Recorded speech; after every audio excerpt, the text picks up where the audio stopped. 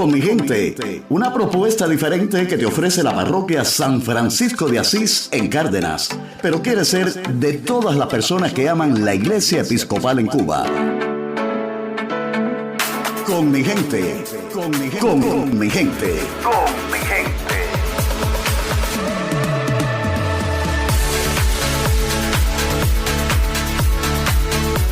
Hola mi gente, bienvenidos a este espacio que te conecta con las historias de vida y el ministerio de personas valiosas para la Iglesia Episcopal en Cuba. Un espacio en el que reforzamos esos lazos que nos unen en la fe cristiana, la tradición episcopal y los valores del Evangelio. Estamos a un clic de distancia. Acompáñenos.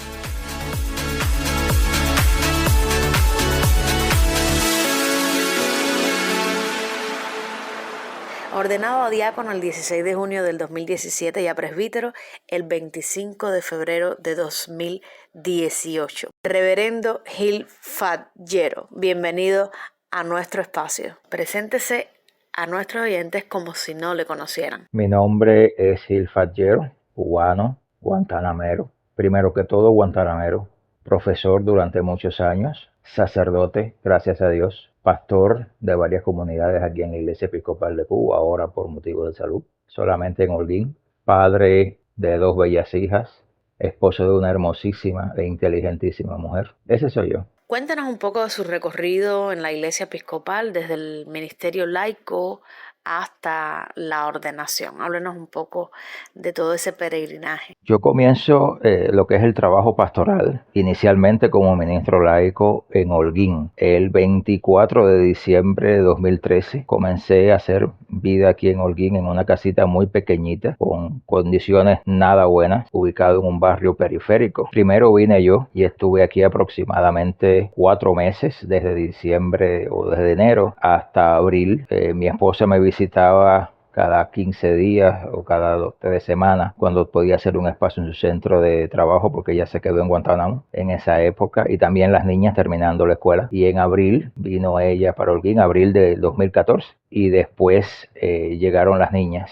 Poco a poco fuimos con los recursos que la iglesia nos fue dando, transformando aquella casita hasta hacerla más habitable. Después nos mudamos para una casa al centro de la ciudad y más tarde a donde estamos viviendo ahora, que ya es un lugar más céntrico, que es donde está el lugar de culto, quiero decir, de la iglesia de San Marcos acá en Holguín. Yo estando en la iglesia de Todos los Santos en Guantánamo, es que siento el llamado a reasumir este camino de discernimiento vocacional que había comenzado años atrás, y se lo planteé a la entonces obispa Griselda, y a partir de ahí comencé el proceso de discernimiento. En cuanto a la preparación académica, realicé primero el bachillerato en teología y después la licenciatura. Pero creo que lo más importante de este tiempo, además de esta formación, que fue muy útil y que estoy muy agradecido a los profesores que se esforzaron tanto, yo diría yo que hicieron magia, porque era un sistema de formación por encuentros, una semana en el bachillerato, 15 días en la licenciatura, donde las condiciones realmente de tiempo no eran las mejores para la impartición del contenido, pero esos profesores se esforzaron, yo diría que de manera magistral, por hacernos llegar esos aprendizajes y lograr que nosotros los adquiriéramos. Pero te decía que más importante,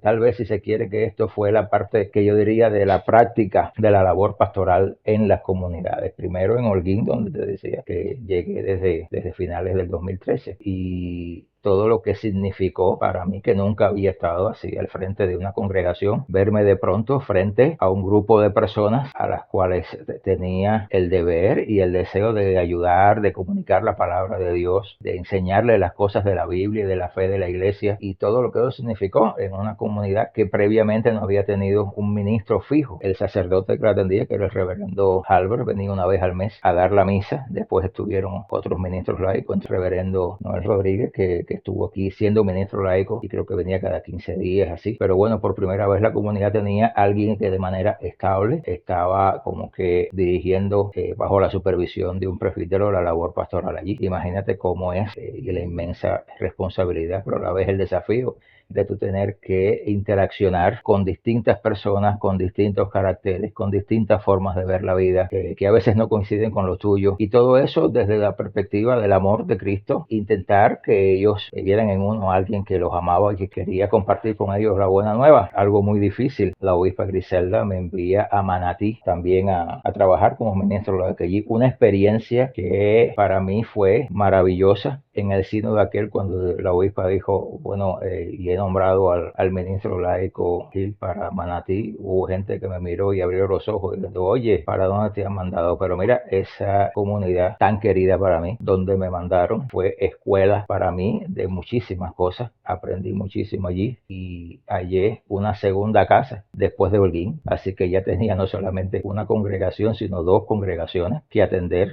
siendo aún todavía ministro laico. Bueno, ya en su momento llegó el momento de la ordenación, primero como diácono, después como presbítero, y hasta aquí nos ha traído el Señor. Ha sido una jornada de desafíos, de momentos de desierto y de cruz, pero sobre todo de momentos de grandes bendiciones.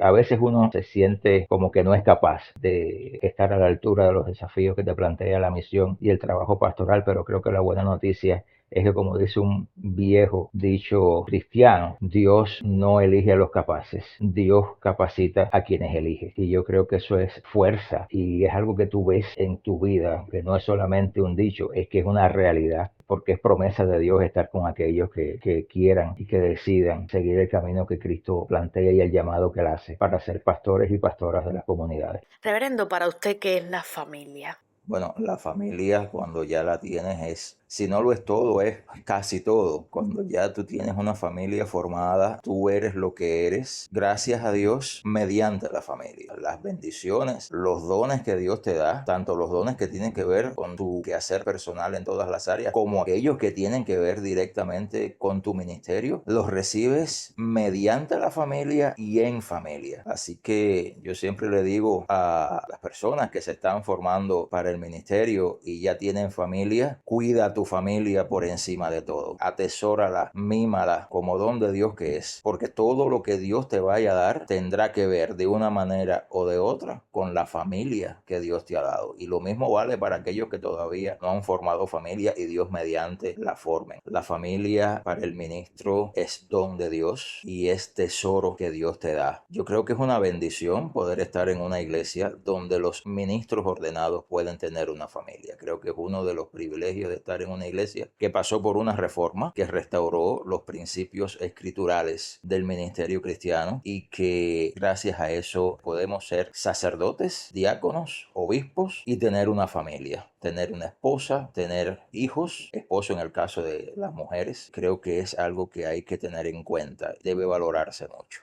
Quizás nos pueda hablar un poco de la historia de su familia, cómo conoció a su esposa Minelis, sus hijas, para que nuestros oyentes pues, puedan conocer un poco más sobre usted.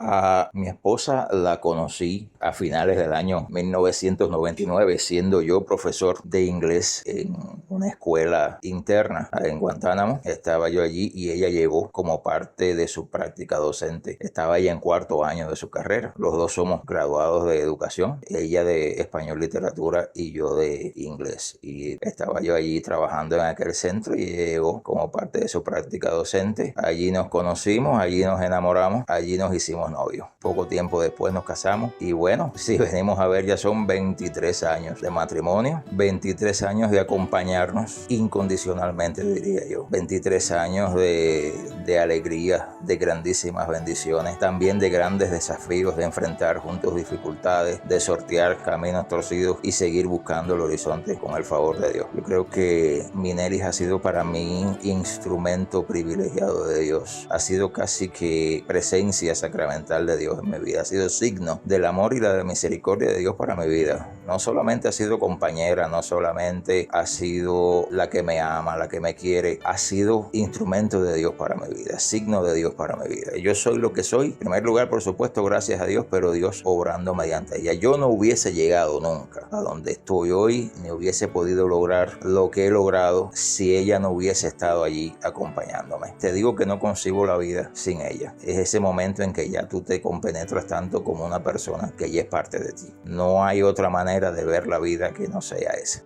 Soy padre de 2 hijas, 2 criaturas maravillosas. Ellas son par de mujeres, una de 22 años, la otra de 21. Gracias a Dios he podido acompañarlas hasta ahora. Es un gran desafío ser padre, en primer lugar porque Dios pone en tus manos seres, en el caso mío, mis 2 hijas, con la tarea de acompañarlas, de amarlas, de formarlas y de ayudarlas a encontrar su propia identidad como seres humanos. A veces los padres cometen un error de querer que sus hijos se parezcan a ellos o sigan los mismos caminos que ellos. No, tu tarea principal como papá es ayudar a tus hijos a encontrarse a sí mismos y a definirse a sí mismos como seres humanos únicos e irrepetibles en este mundo que Dios ha creado y en el cual Dios los llama a asumir un llamado y una tarea. Es difícil ser papá cristiano, enseñarle a tus hijos que Dios existe, que Dios es Padre, que Dios los ama, enseñarles la necesidad de convertirse, de llegar a esa experiencia de encuentro con Jesucristo, que es lo que va a cambiar sus vidas definitivamente y es lo que va a dar un sentido verdadero a sus vidas.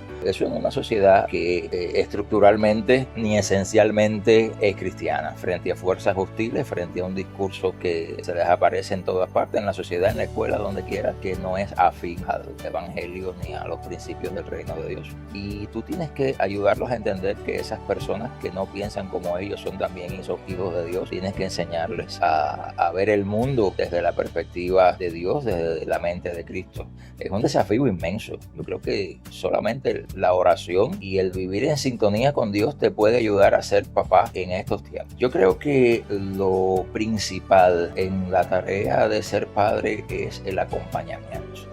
Amén, por supuesto, del afecto, del cariño, del amor. Para mí el mayor premio como padre es que cuando mis hijas en cualquier momento de su vida hagan un recuento y miren hacia atrás pensando en mí, no me importa tanto que digan qué gran padre tuve o me siento orgulloso de él. No, yo creo que para mí el mayor premio sería que ellas pudieran decir en cada momento de mi vida mi papá estuvo ahí para mí cuando lo necesité. Creo que ese es el culmen, el mayor premio de tu desempeño como padre. Que tus hijos hayan sentido de que tú hayas sido presencia permanente para ellos siempre que te hayan necesitado y para lo que te hayan necesitado. Que tú hayas sido rostro de Dios y reflejo de la presencia de Dios en su vida. Eso por supuesto es un desafío, una tarea inmensa que solo se puede conseguir en comunión con Dios, en oración permanente y en búsqueda de la ayuda de Dios para llegar a ese fin, a lograr hacer eso como Dios manda. Creo que Dios ha sido extremadamente bueno, amoroso y misericordioso conmigo en esa área de mi vida y infinitamente agradecido a Él, de quien provienen todas las bendiciones.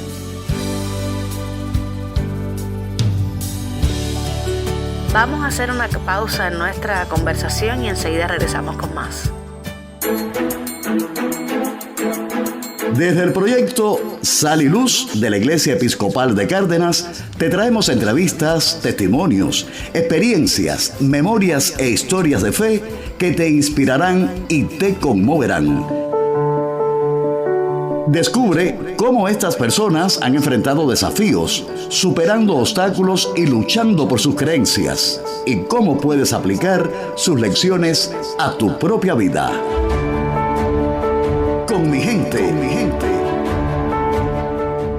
En esta segunda parte de nuestra entrevista con el reverendo Gil Fadjero, me gustaría que pudiéramos hablar un poquito sobre el tema de formación, el tema del sacerdocio y también que nos pudieras hablar un poco sobre el Centro de Estudios Anglicanos para que las personas que nos están oyendo estén actualizados en cuanto a lo que está haciendo la Iglesia Episcopal en materia de formación.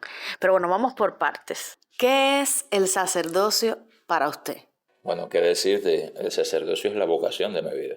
Ser sacerdote, que lo considero como un don inmerecido de Dios, que quiso escogerme y quiso llamarme a este camino. Creo que eso es lo más grande de mi vida, es mi gran vocación, seguida por el profesorado, que es la otra.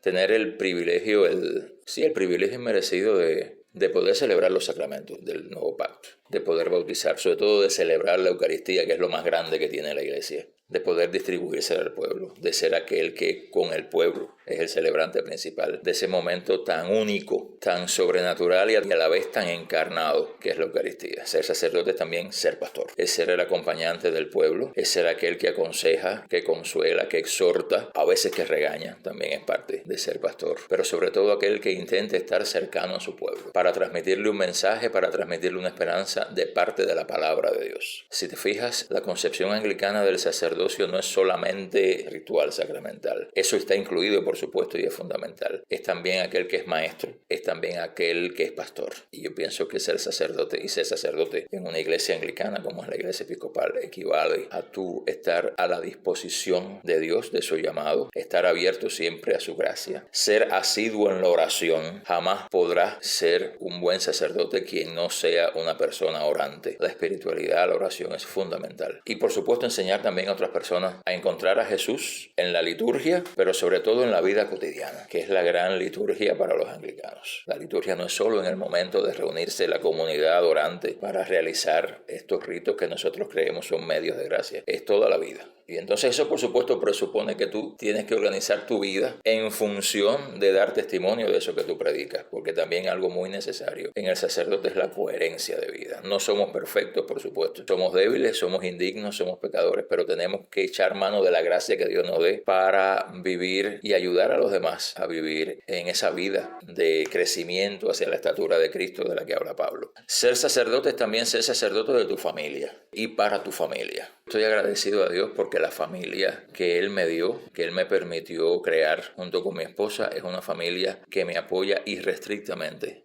en mi labor pastoral, en mi labor sacerdotal. Tanto mi esposa como mis hijas están ahí conmigo, participando, y no solo pasivamente, sino de manera activa en todo lo que es la labor sacerdotal en el ámbito litúrgico, como ayudantes, como apoyos, como acompañantes. También es un don de Dios. Yo creo que el sacerdote, a quien Dios no llamó al celibato, porque también los hay dentro del episcopalismo y dentro del anglicanismo, personas que se sienten llamadas a una consagración a Dios por medio del celibato. Pero bueno, los sacerdotes casados y con familia tenemos que nutrir, incentivar, exhortar, atesorar ese don de Dios que es la familia, porque un sacerdote episcopal sin su familia tampoco será jamás un buen sacerdote ni un sacerdote a la mínima medida de lo que Dios espera de él. Entonces ser sacerdote es todo eso, es compartir desde el sacerdocio ministerial, que es una dimensión especial y única del sacerdocio de todos los fieles.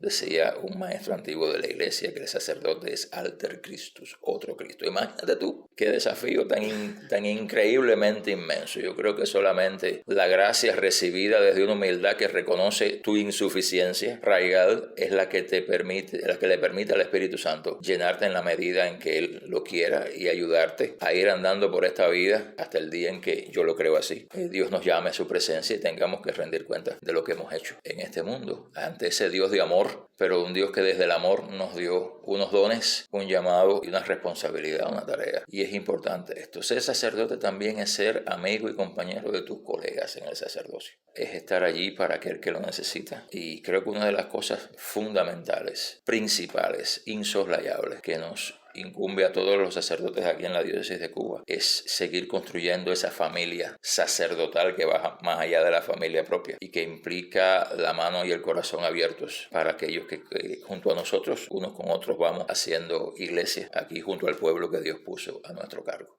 Ser sacerdote es ser parte de una comunión universal a la cual nos vinculamos por medio del orden. En primer lugar, los obispos, que son los líderes de la iglesia, los sucesores de los apóstoles, estamos nosotros los presbíteros, están los diáconos y está todo el pueblo. En fin, toda una vida a la que somos llamados, en la que somos sostenidos y a la que llegamos a su culminación de la mano del Espíritu Santo. Hablemos un poco sobre el rol del discipulado y de la formación de clérigos y laicos en la vida de la iglesia. Siempre he tenido el criterio. Si tú analizas la gran comisión, ¿qué es lo que le dice Jesús a sus discípulos? Vayan por todo el mundo y hagan discípulos en todas las naciones, bautizándolos en el nombre del Padre, del Hijo y del Espíritu Santo y enseñándoles pues todas las cosas que yo les he enseñado a ustedes. Son las dos grandes vocaciones originales de la iglesia. Una es la misión, el envío hacia todos los pueblos, anunciar la buena nueva de Cristo resucitado. La otra es el discipulado. Y yo creo que una va con la otra. Y además todas las demás dimensiones y misiones de la iglesia se derivan de esas dos primeras. Entonces la formación es algo que es fundamental e inherente al ser iglesia. Si no hay un discipulado que capacite a las personas, no solo desde el punto de vista de los conocimientos, que indudablemente son imprescindibles e importantes, sino en toda la dimensión de la fe. Si no hay un sistema de formación que comience en las congregaciones y se extienda a través de distintos escalones hasta el nivel diocesano. Si la iglesia no es iglesia magisterial, iglesia maestra, entonces no somos iglesia. Mucho más desde nuestra identidad anglicana como una iglesia católica. Si hay algo que no le puede faltar a una iglesia católica es la dimensión magisterial. Y los anglicanos hablamos de toda la iglesia en esa célula base que es el sínodo, convención donde todos los órdenes de la iglesia liderados por el orden episcopal convergen para enseñar y ser enseñados. Este sistema de formación pues abarca todos los niveles, desde la congregación, donde se comienza la formación de la persona, tanto en la escuela dominical como en la catequesis prebautismal y después en los cursos de distinta índole que se imparten en la congregación, no solo aquellos que tienen que ver con temas teológicos, que es muy importante, o con temas de liturgia, sino con todo. Y a partir de ahí pues empieza a estructurarse todo el sistema diocesano. Y ahí están los distintos cursos, los ministerios autorizados que están por definirse. Es una de las tareas que tenemos por delante, estructurar ese curso de preparación para las personas que van a ejercer los ministerios autorizados. Está la formación de aquellos que se sienten llamados por Dios al ministerio ordenado. En nuestro caso tenemos ahora en nuestra diócesis el curso para el diaconado permanente y el seminario, llevados a cabo desde una perspectiva de la identidad anglicana y sobre todo desde la fe. Y esto es algo que hay que tener muy en cuenta. Yo creo que son dos desafíos que, aunque no siempre se plantean de manera explícita, siempre están presentes. Uno es: sería un error pensar en la formación solo como una formación de tipo académico. La formación abarca la totalidad de la persona porque Cristo salva, regenera, santifica y recrea a toda la persona. Entonces todos los ámbitos de la vida tienen que estar dentro del ámbito de la formación que la iglesia ejerce. Desde un curso que se dé en la iglesia hasta una sesión de ejercicio físico para ancianos. Desde la catequesis que se da a los que van a bautizarse hasta un curso de manualidades que se pueda. Todo forma dentro de la iglesia. Pero creo que en este momento es también importante aquella formación que reafirme nuestra identidad como cristianos, como discípulos de un Cristo resucitado y que vive dentro de una iglesia que quiere seguir el evangelio de manera encarnada aquí en nuestro país. Y sobre todo, y esto es importante, tiene que ser una formación que aliente y oriente la fe. Esa fe que, aunque es una fe innegablemente histórica, una fe que se vive en el tiempo y en la historia, tiene un origen que va más allá de la historia y del tiempo. Y ese sentido de sacralidad, ese sentido de trascendencia, también tiene que estar presente en la formación que se imparta en la iglesia. Otra tentación que pudiéramos caer es ante los desafíos y las carencias tan difíciles que estamos enfrentando, como que aflojar, relajar, bajar el nivel, bajar los estándares. Y al contrario, yo creo que en los momentos más difíciles es donde la iglesia tiene que afirmarse y aferrarse a la enseñanza de su Señor, refinar su sistema formativo, acorde a los desafíos que tiene por delante y en el presente.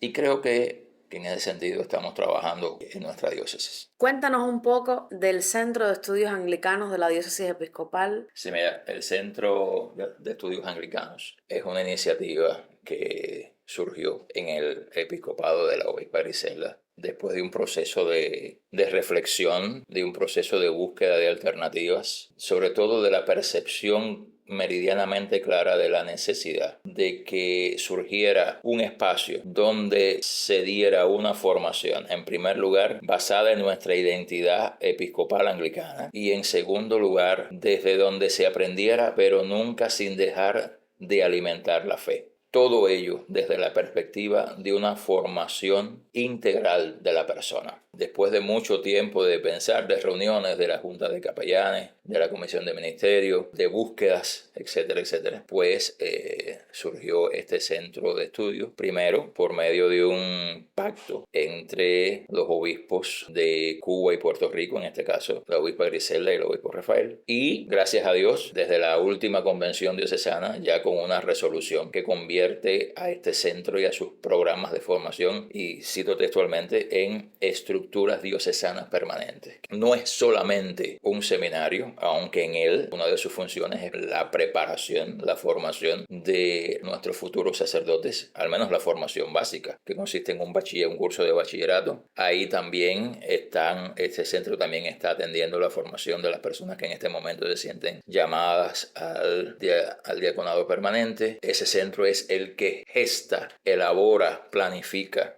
la formación de los futuros ministros autorizados y cualquier otra actividad, otra tarea en la dirección de la formación y del discipulado en el orden diocesano a todos los niveles, según las necesidades que son percibidas y planteadas bien por el obispo, bien por la convención diocesana. Esa es la tarea del Centro de Estudios Anglicanos de la Diócesis. Si en 3 palabras pudiera resumirlo, sería identidad, fe y formación integral. Sobre todo la parte humana y espiritual, que es lo principal. Porque creo que para ejercer cualquier ministerio en la iglesia, antes de la parte académica, que ciertamente es muy importante, no se puede soslayar, pero viene la parte de ese ser humano que ha descubierto lo que es la comunión con Dios, lo que es la vida en Cristo, y quiere ser instrumento de Dios en ayudar a los demás, a sus hermanos y hermanas, a hacer iglesia y construir reino. Creo que esa es la dirección, y doy gracias a Dios por la existencia de este centro. Creo que ha sido, por supuesto, ese centro ya crea las bases y capacita a las personas para, si esas personas después, en otro momento más adelante,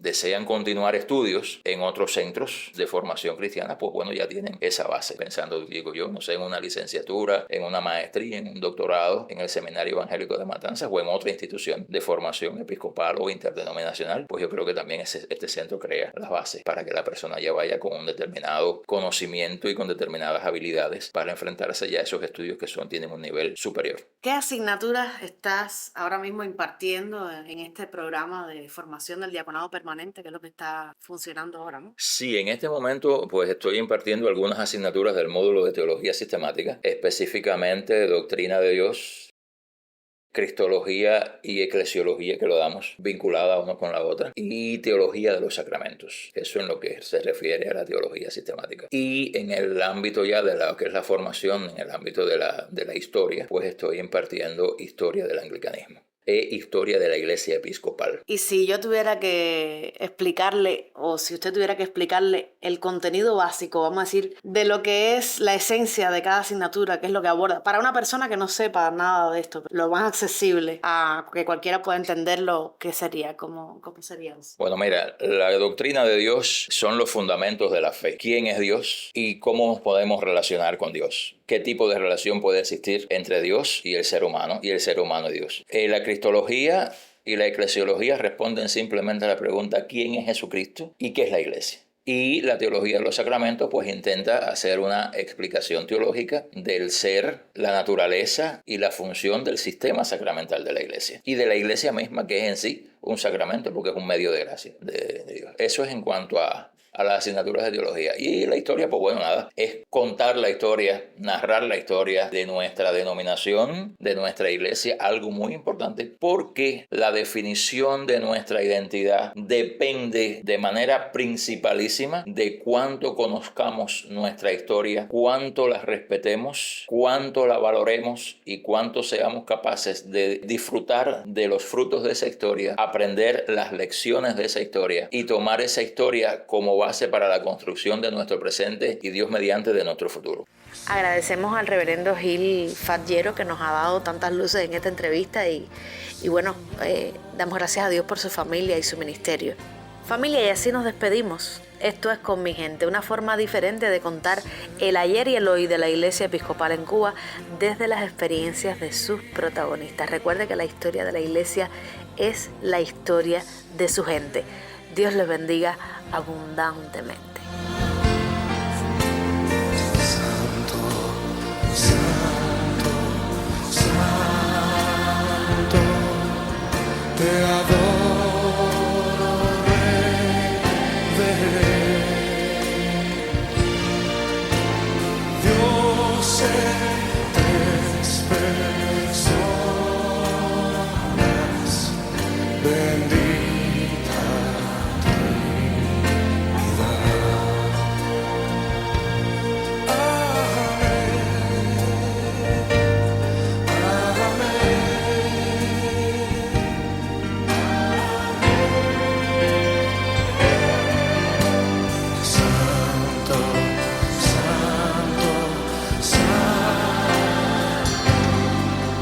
la gloria de tu nombre. Vemos en tus obras el cielo, tierra y mar. Santo, santo, santo, te adorará todo hombre. Dios en tres versos, bendícate. Amén.